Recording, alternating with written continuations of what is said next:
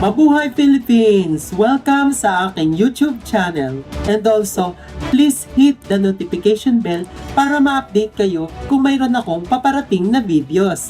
Kaya, subscribe now!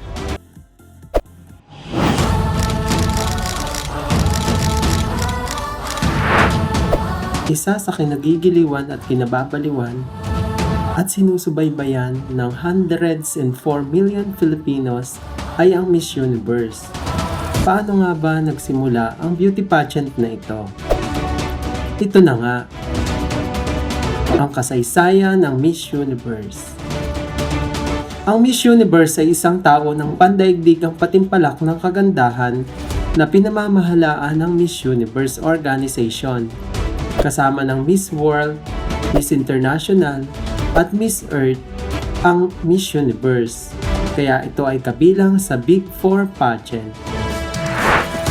Ito ay isa sa mga 4 na pinakamalaking patimpalak ng kagandahan sa buong mundo, na may tinatayang may mahigit 500 milyong manonood sa mahigit 100 at 70 teritoryo. Ang Telemundo ay may karapatan sa paglisensya upang ipalabas ang kompetisyon hanggang 2023 at ipinalabas din ang kompetisyon sa NBC sa pamamagitan ng Roku Channel at Telemundo. Ang titulong Miss Universe ay unang ginamit sa International Pageant of Pulchritude noong 1926. Ginaganap taon-taon ang kompetisyong ito hanggang 1935 nang dumating ang matinding depresyon at ang ikalawang digmaang pandaigdig. Bagamat nagsilbing modelo at inspirasyon ang patimpalak na ito at sa kasalukuyang Miss Universe pageant, ang kasalukuyang pageant ay walang direktang kaugnayan sa naunang Miss Universe. Bagamat nagsilbing modelo at inspirasyon ang patimpalak na ito at sa kasalukuyang Miss Universe pageant, ang kasalukuyang pageant ay walang direktang kaugnayan sa naunang Miss Universe. Ang kasalukuyang Miss Universe pageant ay itinatag noong 1952 ng Pacific Knitting Mills, isang kumpanya ng damit na nakabase sa California na siyang tagagawa ng Catalina swimwear. Sponsor ng Miss America pageant ang kumpanya hanggang 1951. Noong tumangging mag-post para sa publicity picture si Miss America 1951 Yolande Betbezi habang suot ang kanilang damit panlangoy. Ginanap sa Long Beach, California ang kauna-unahang Miss Universe pageant na may 30 kalahok.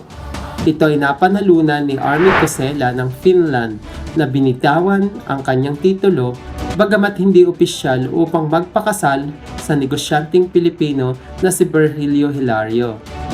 Ilang linggo bago matapos ang kanyang panunungkulan bilang Miss Universe. Mula 1952 hanggang 1958, ang titulo ng Miss Universe ay nakapetsa sa taon pagkatapos ng paligsahan, kaya ang titulo ni Armi Kosela noon ay Miss Universe 1953. Kalaunan ay nakuha ng Kaiser-Roth Corporation ang kompetisyon mula sa Pacific Knitting Mills. Upang unang ipinalabas sa telebisyon ang pageant noong 1955 at noong 1960 sinimulang ipalabas sa CBS ang pinagsamang Miss USA at Miss Universe pageant at noong 1965 bilang magkahiwalay na paligsahan. Kinalaunan, binili ng Gulf Western Industries ang Kaiser-Roth noong 1975 na siyang naging may-ari ng Miss Universe hanggang 1991 noong binili ito ng Procter & Gamble. Noong ika-24 ng Oktubre 1996, binili ng negosyanteng Amerikano na si Donald Trump ang Miss Universe mula sa ITT Corporation na siyang nagmamay-ari ng Miss Universe mula noong Mayo ng kaparehong taon. Noong 1998, pinalitan ang pangalan ng Miss Universe Incorporated sa Miss Universe Organization at inilipat ang punong tanggapan nito mula sa Los Angeles sa lungsod ng New York.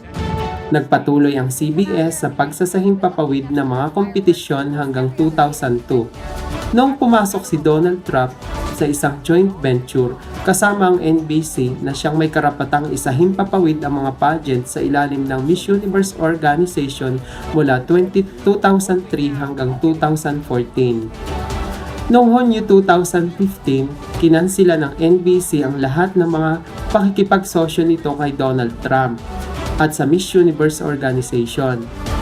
Kasunod ng mga controversial na pahayag ni Donald Trump tungkol sa mga iligal na imigrante mula sa Mexico na tumawid sa hangganan ng Estados Unidos. Bilang bahagi ng legal na kasunduan, binili ni Donald Trump ang 50% tulos ng NBC sa kumpanya noong Setyembre 2015. Pagkalipas ng 3 araw, ibinenta niya ang buong kumpanya sa WME-IMG at kasunod ng pagbabago ng pagmamay-ari. Ang Pax at Azteca ay inanunsyo bilang mga opisyal na taga-sahimpapawid ng Miss Universe at Miss USA.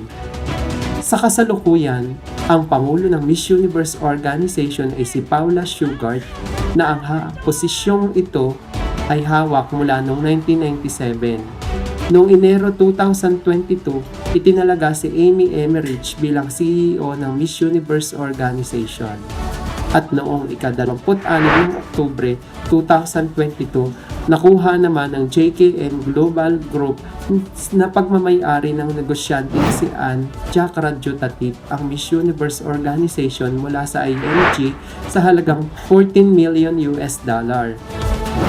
Si Ann Chakraborty, ang babaeng transgender na nagmay-ari ng Miss Universe Organization at ang unang beses na lumawak ang punong tanggapan ng Miss Universe sa labas ng Estados Unidos.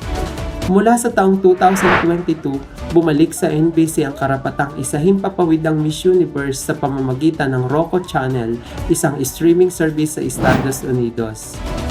Naghain ng pagkabangkarote si Chakraborty noong Nobyembre 2023, ngunit nagpatuloy pa rin ang pagdaos ng ika-72 edisyon ng kompetisyon sa El Salvador.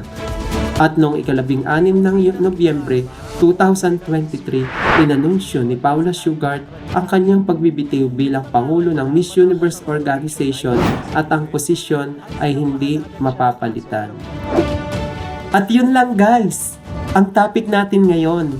At kung hindi ka pa nakakapag-subscribe at bago ka pa lang sa aking channel, ay huwag niyong kalimutang i-click ang subscribe button para updated kayo sa aking mga susunod na videos.